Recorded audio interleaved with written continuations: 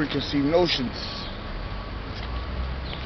So that's one thing when you hear a story, especially when you're talking about the Most High God, always make sure you hear all the story.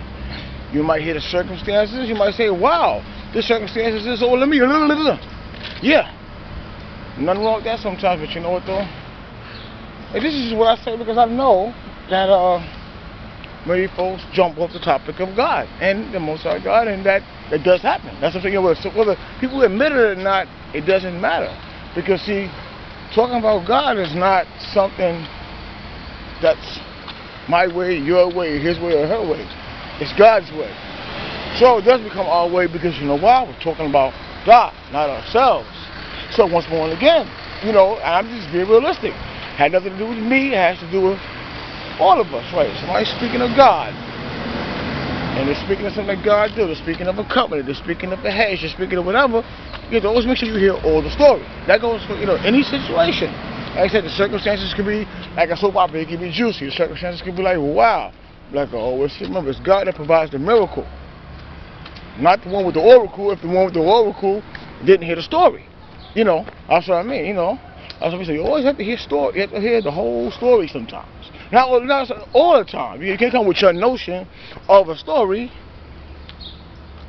when someone has already put God his victory over it, meaning God has already provided a victory for that man or that woman. You know? So that's the point. So, and that's just what I'm saying right. So before you step into the ministry, you have to make sure that you listen, make sure you hear, make sure you understand, make sure you comprehend, so you can reach. Because if you can't do none of that, how can God use you to save lives is what I'm saying, right? So remember, it has nothing to do with the speaker or whatever himself. But it has to do with God, because God's not going to send you out there on a confused mission, you know? That's kind of like being on, you know, the Tower of Babel. That's like thinking you smart, and God say, you know what? Right, you understand? Since you know, him or her or whatever the case is, want to play.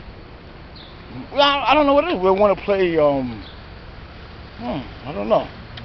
But yeah, they want to play the smart guy, the smart woman, the smart court, the smart Pentecostal, the smart Calvinist, the smart Presbyterian, the smart whatever. But you know, he'll put you out there and have you embarrass yourself only because you know you're coming with uncircumcised lips, uncircumcised heart, uncircumcised spirit. And that's the point. So what I'm saying is right. When you go out there, you got to go out there with the patience, the love of Christ, the love of God, the Holy Spirit. You got to be ready to listen. You can't add on what's not there. If somebody says cat, you can't say lion. If somebody says dog, you can't say wolf. And if somebody says house, you shouldn't say room. And them are just examples of what I'm using. When somebody says covenant, somebody say I spoke to God, you can't say, oh well, you know, this and that, this and that, this and that. Remember, the covenant in God with whatever means an agreement. Now, right, then you can't say, you know, I asked God about it, but God said it's on his timing. Oh, well, you know, so we all, right, see, you can't add on to God. That's the point. Unless you have a true story about God. See, that's the point where I always lead everybody back to God. Because like I said, everybody always hears someone speak and they always look at the speaker. I'm nothing. I'm deceitful, evil, and wicked, born in the sin like anybody else. It's the Most High that brought me up, so he's the only one I can praise. Remember, Most High's a spirit. He's not a man. He's not a human father. So it's not like I'm sucking up to him. I really have this love for him. Just like many of you also. That's the point. Right, so remember, the road leads back to the Father, always. That's Christ, right? The road always leads back to the Father. That's the point. Because see, God wouldn't have me out here doing this if the road wasn't leading to God at that time. The road was leading to other people, other situations, other prophets and prophetess, other popes, priests, and Oprahs, and these, these and that and this, and him and her, and a bishop this and this and that. Come on, and America's preaching and stuff. Come on. If you're gonna reach America, or whatever. And believe me, the Spirit of God is going to do that, and you ain't even got to worry about, you know, packing stadiums and stuff.